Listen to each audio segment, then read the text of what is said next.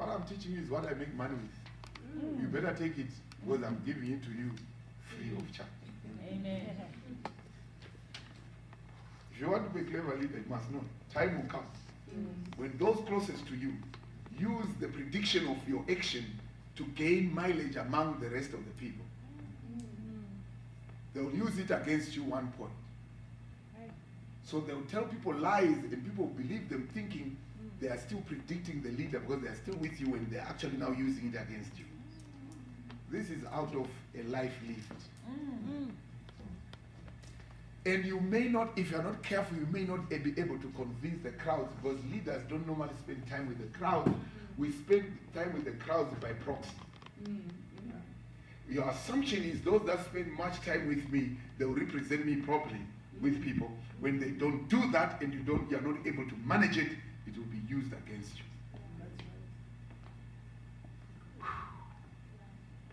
you.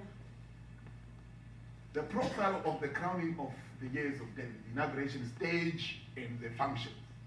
This stage, David is the stage of David's leadership was characterized by effective manpower. He had very effective people around him. Remember, they've already brought sharpened gifts and abilities, right? David had the best soldiers. 2 Samuel 23:8 to 23. You read those guys. There's one guy from Harare there, the Hararite. You'll find him there. There was a guy who killed a lion on a snowy day. You'll hear those guys who kill lions on a snowy day. You hear the guy who killed thousands of people on the lintel field. I mean, the guy is at the time of his life. He has qualified soldiers, very effective manpower. Best soldiers, you will get them there. And most of these, they are powerful, not necessarily because he's trained them. Some have been trained with Saul's army. Some he trained them, but they have just come to him. And what he's doing now, at such a time, you don't lie to me. It's not all the time that you have people that you have trained. There will definitely be borrowed gifts. There will definitely be borrowed personnel. There will be personnel that comes because they just like to be with you because they think their gifts will be well set for broadcasting, for future use. They are not just doing it to save you. David is the best administrator. First Chronicles, chapter 11, verse 3, you'll hear how they would administer the kingdom of David. Come on, every leader needs those kind of people. When you are high there, you need people who are capable. You need capable soldiers. You need capable administrators because you will run tired. Among them, some people who loved David so much in his old age when there was a Philistine who almost killed him. They said, Dad, you are too old now. You can't go to war anymore. Go and sit because when you die, the light of Israel has been blown out. Everybody needs a person like that. Who say, if you die, it's like the light of Israel has been blown out. But David, it did not get to his mind, to his head. Be careful. Any person will come to a place where people believe you so much. Believe you so much that your word is their command. It will happen. It will happen. It will happen. It will happen. You'll have people like those who they wouldn't even mind give you their wives. No problem. It's up to the leader to be careful. They will give you anything. They'll give you anything. If you come to a place, if you're not a careful leader, people are willing because you've been graced. You've got to say you are the one who still give them wisdom. You still give them understanding. You still govern them properly. Human beings are human beings. That's why people are eating grass. Because they are led by irresponsible leaders. They are eating snakes. Those are irresponsible leaders.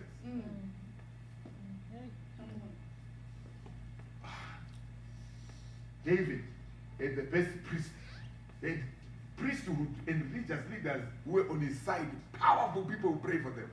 Let me tell you, let me be honest with you.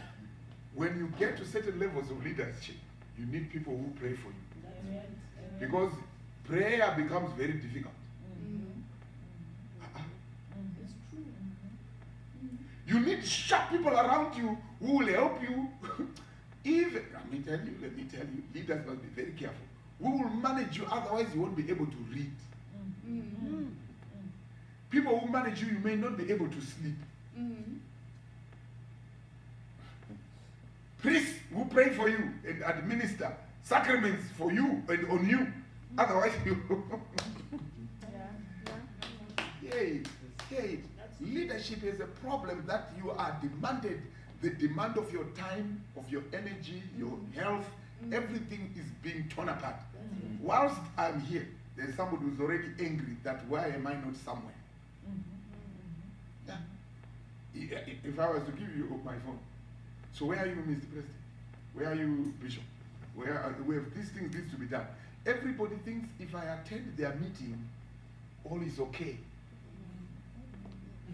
The bishop was here, the president of this organization was here. Even they would rather create space for me to do something so that I am seen. Even where I don't need to do something. So in a day, imagine, you need a very sharp administration. Now I sit with all those who manage my diary different ways. There are those who manage different things. There are those who manage my local diary. There are those who manage my local church diary. There are those who manage certain things in my life that not everybody can manage. They are there. They are there. They might not all know that the same thing that I'm trying to do, there's somebody who manages the intricacies of this part. There are those who manage that, there are those who manage that. When necessary, you bring all of them together, put them under one strategic leadership to be led, to be able to manage your personal administration. I met the other day with all the different secretaries and the different people who administer my life to be able to do different things from different organizations to say, okay, when it comes to this, you all converge here. But there are others who don't fit there. They have their own space where they meet to manage certain things that these cannot manage. Okay? Then there are other places where my wife manages, where all these cannot manage. A little must know. And those around you must know where they end and where they start. Amen. Okay? And as a leader, if you don't know how to manage those, you will soon be in chaos. Let me tell you, I'm so blessed with very powerful sons. Among my sons are those that I sit down with. I don't write what I teach. I teach what I teach. And it's written. And it's written well, that I can present it. When I've done this, by the time I get home, this would have been improved further than what it is. There are a lot of things that I'm saying here that I don't say everywhere. The next time you see me teach, if I'm going to teach this, it will be so better than what it is. But I'm not writing. It's being written somewhere. Somebody's taking notes. By the time I sit down, somebody could be watching right now to make sure, all right, you said this. Did you know you said this? I didn't know. Did you know you said this? I didn't know. This is where it fits. This is where it fits. This is where it fits.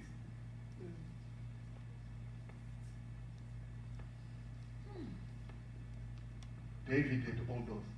From priests, soldiers, administrators, and the general public that was firmly behind him. And the nation was totally aligned, united, and growth followed. After that, David became such a powerful guy. Such a powerful guy. Even Saul at one time he confessed, my son, I know God has called you to lead this nation. He actually shouted from one mountain, I'm aware that God has placed you to do this. So, Dara, why are you chasing me? No, I'm aware it's just human nature. It's human nature. Saul said that, you know. He said that. Now, everybody, including his enemies, are lined up. In the life of any leader who is well organized and knows it is the goodwill and the grace of God upon them, you reach a space like that. But it's not just reached overnight. Because people have to develop trust. They know you are not a superhero just by announcement, but by practice. See, there are people who are announced to be heroes, who are not practitioners of what is their label. Don't be a practitioner. Don't have a label of what you are not a practitioner. I've said something deep. There are many people who are labeled things that they do not practice.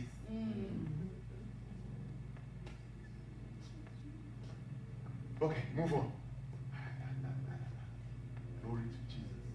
Now, after that, David had to manage different things and there were certain things that he experienced in his life. Some things he managed to do them very well.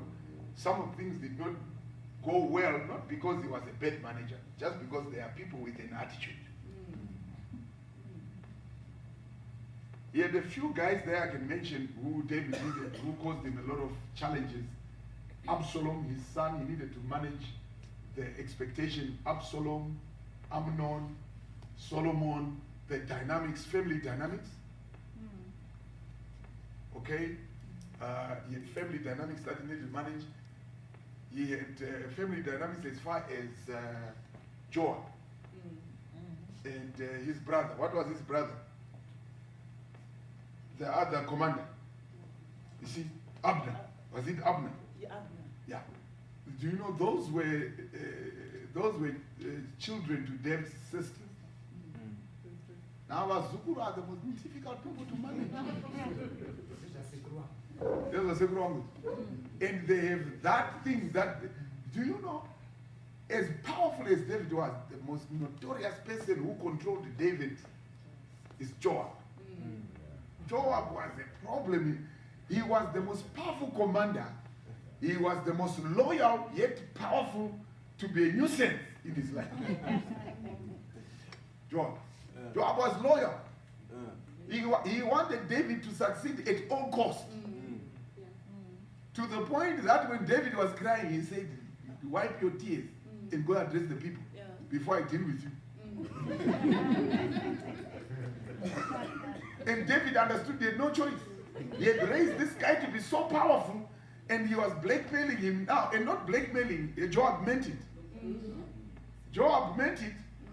He was the army commander, he was the general. And he was not just a small guy. And David knew if he does not work well with this guy, he's finished. Joab did a lot of things. When Absalom did what he did, Joab did some stuff. When Absalom was chased away, Joab connived with that old woman to bring him back. When Joab was sick and tired of the guy, he killed him. That is Joab. You have a leader must know how to manage before your legacy is put in tatters. You must know how to manage Joab. You must know how to manage the appetites of Amnon.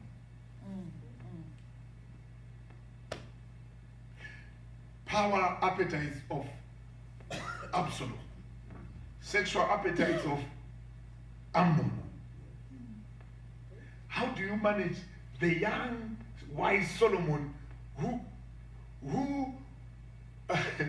whose time to lead has come when they're still babies?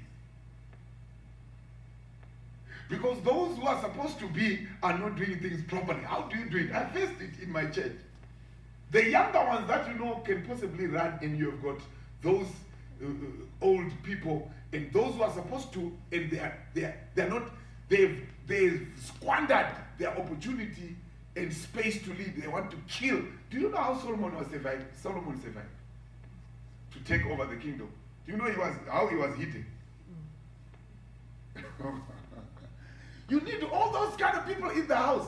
There is a time when those who qualify sometimes squander their opportunity because they don't have the right heart. They may have the right stature, the right knowledge and information. And let me speak there. Don't put people in positions based on knowledge and stature and qualification if among those qualifications there is no good heart. On top should be good heart, then 5 O level plus English. If there is no 5 A's in a good heart and you have 12 A levels with A's, throw that person out. Come on. Yeah. I'd rather take a person with good heart with mercy. Because knowledge can be obsolete. So people can be developed. I have people who came out with A's and A level. They can't beat me. I never did A level. But I have a master's degree. There's a way people can learn and get better. There are people with master's degrees who are not as knowledgeable as a person with a BA degree. Because they keep on educating themselves. What is needed is a heart for hard work, a heart to serve. So David had very qualified people in the person of Absalom. Absalom was so powerful in everything. Absalom was even powerful in his hair. The Bible says this guy had such hair that even men would envy him. He was tall, he was handsome, he was the best, he was the leader you look for when he stands. Absalom. He was powerful, he was the mighty. Even his horses were known to be furious horses. He had everything said, but he had a terrible heart and attitude. Terrible. Absalom would not forgive. The most dangerous people around a good leader are people who can't forgive. They will limit your growth. They will limit your, because a leader must always be forgiving. As you go, you must always be forgiving. And David had such a heart to forgive. He forgave Saul's family that tormented him through and through.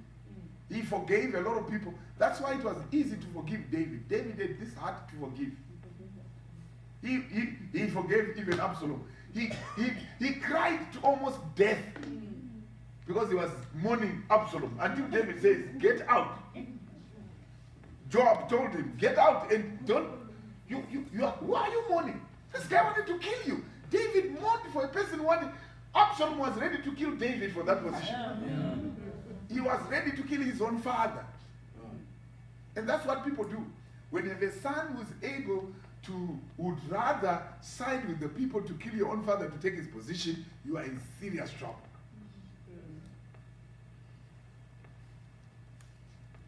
You're in serious trouble. Okay, move on. Let's look at legacy issues. Every leader must know. Okay, you're going too fast. Let's look at a profile of the later days of David's legacy stage, his latter days. David's legacy was dependent on how the leaders underneath him were aligned.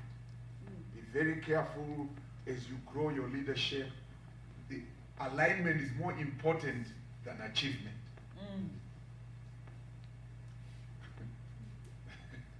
There comes a stage where it's not what people are achieving now. It's alignment to preserve legacy. In Absalom, we see a good leader who was out of his position. Very powerful leader. Absalom was good man. He was a powerful leader. One word, people will hear you. They will bring all their horses and run after Absalom and follow him. You remember he said, when you hear me say, and people were willing to follow him. He was a powerful leader. He had influence, but he had a bad heart. In the end, Absalom nearly ruined the legacy of David. The legacy of David had taken a long time to build. When he wanted, first of all, he killed his own half-brother. When he killed Amnon because of bitterness.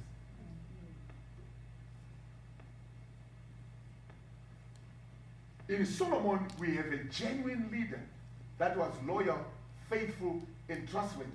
You have all these in your family and in your leadership team. You've got to now understand how best, who put the right people at the right time. The only dilemma was Solomon was too young at that time. Solomon's leadership had the effect of preserving David's legacy. And it was his responsibility to pick the right person. And sometimes you are in quandary. You are in a space where you are seeing the spark here and you are seeing naivety there. But naivety with a good heart, you would rather take naivety with a good heart and develop than a person who is qualified as a bad heart because they will kill you. Eventually they will kill you because they covet what you have. They do not desire to inherit, they desire to overtake. There's a difference overtaking your father and inheriting from your father. Those who inherit, they tend to get even things that are hidden. If you overtake a leader, you will not get to know everything. There are certain things a leader normally hides for the sake of their relevance. So if you overtake them, they will not show you. You didn't hear me. There are certain things that I keep to myself for my relevance. So that when it's necessary, I pull it out, you know, you had some other hidden abilities that we didn't know. But when I give it as an inheritance to my child, I will give the hidden things, for they need those for their relevance. There's always some tricks that you don't know a leader is, or I'm using the wrong word, tricks, okay, some capabilities. There are some capabilities somewhere that are only given to people when they inherit rather than overrun. There are certain treasures that if you overrun a kingdom, you might not know them because they are hidden. They are only known to the leader, who will unveil them when they give an inheritance. I'm speaking, I'm speaking. All those who overrun any leader, I promise you there are certain things they will lose in the process. They will never get those. The leader will die with those things, go to the grave. Even thousands and thousands of dollars may be hidden. You know our old people. That's why we normally would want to sit closer to a dying old man or woman. There are certain things that they will tell. And you know, in our culture, the last words of a dying person is very important. And people tend to respect the person who was there when they died. Because they want the secrets. What were you told? What will peradventure there's some money that was hidden somewhere. So don't overrun a kingdom. Inherit it. I've just spoken, woman. Leaders, if you want to inherit, you'd rather inherit than overtake. You overtake, you miss certain dangerous places because the leader will not be able to tell you there is a trap there, there is a trap. You will run into all those traps and you will die younger. That's why Absalom died 4 times. I'm just speaking, I'm just speaking. I just want to warn those who want to overrun their leaders and not inherit from them. You risk losing, number one, the treasures of that kingdom. You risk losing not knowing the traps of that kingdom. This is different. This is different. You'd rather put your effort in inheriting than overrunning, overtaking.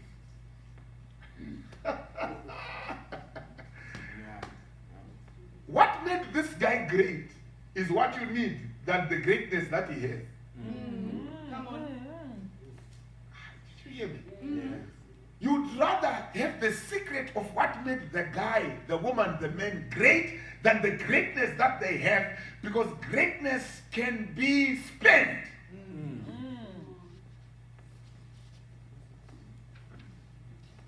Okay. So, let's take a closer look at the ministry alignment. Then we are done. Am I at 3 o'clock or what? Is this 10 past 3? What's the time? Okay, beautiful. Let's just take it to 3:30, then I'm done. Let's take the next 40 minutes. Take it down a little. Okay, is that, didn't we miss something up there? Go down. Okay, yes. Keep coming. Where are we? Keep coming. No. Go back to the last slide. Oh, this is where we were, right? No. Right, next page. Right there. Let's look at Absalom. Absalom, a misaligned leader. Every kingdom will have leaders who are misaligned. Absalom had the following destructive traits, which every great kingdom must watch those leaders who are misplaced, who have the wrong places. Number one, silent resentment. There are those who have, if you are there and you have a silent resentment, you are going towards destruction. All the time, do your best not to have some resentments over the leader, because there's a trick that they overlooked me. Then you have a resentment. Do you know it happens? Yeah. Sometimes leaders will take personnel depending on what needs to be done and what gifts they need. So they may be the Melbourne trip. There are some of us here who don't qualify to be there. We must not pick resentment. It might not need me there. Don't take me there. I will not be resentful either. Come on. I'm just using this as an example. And somebody may pick resentment. You guys will say, there can be a conference here that you might pick a number, some beautiful tips, and you are overlooked. Don't be resentful. They don't pick me when there are white guys come here who give some serious tips. They only pick me when there are blacks coming. I'm teaching you. Then you pick resentment. It's very easy. Sooner or later, the leader can feel it. There's some resentment here. Don't do that. It affects your service. When it affects your service, it affects the organization. When it affects the organization, it affects you, your leader, and everybody else. Very soon we are going down. When we go down, when an organization goes down, everybody are fixed. And normally, the leader is the last to go down. There is no way Muruti, there is no way if this hotel was to go down, there is no way your bosses will be the last.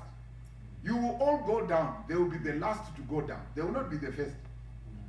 So making this organization succeed is in your best interest. Amen. I told my pastors, you want to destroy this congregation, guess what? I'm so powerful now. If there is no money in this this church, I'll be the last one to start.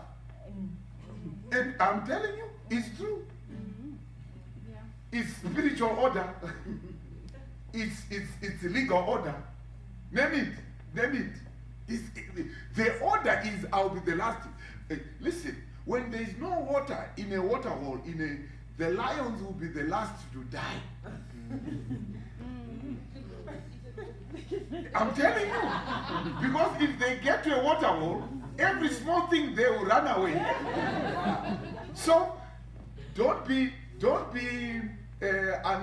unlucky, for lack of a better word, if they then come to sit at the water hole.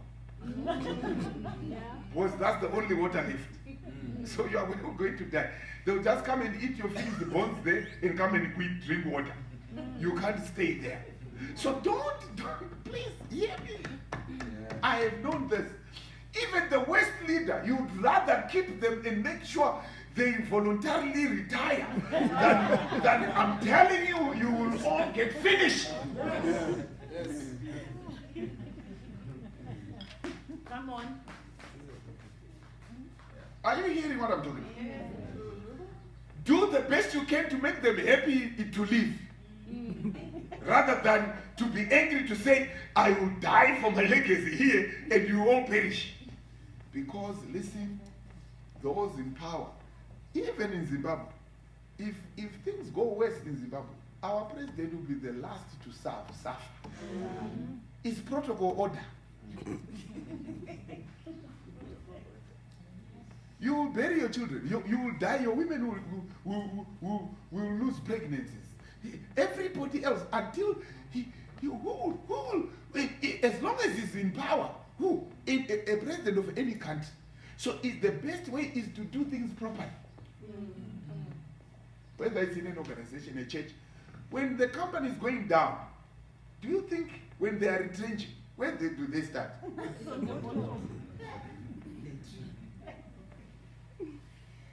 And they make sure usually they don't cut their own specs. Unless they are extremely godly. Not just godly, extremely godly. They'll keep everything of theirs. Their children going to school. They still have their holiday. Are you still going to holiday with the company? Yes. We will remove the small guys. So that I keep going to the holiday. We will adjust you on here. So it's in the best interest of any follower to make an organization go better. So that there is plenty for those to have enough and for you to have enough. And Absalom didn't understand that.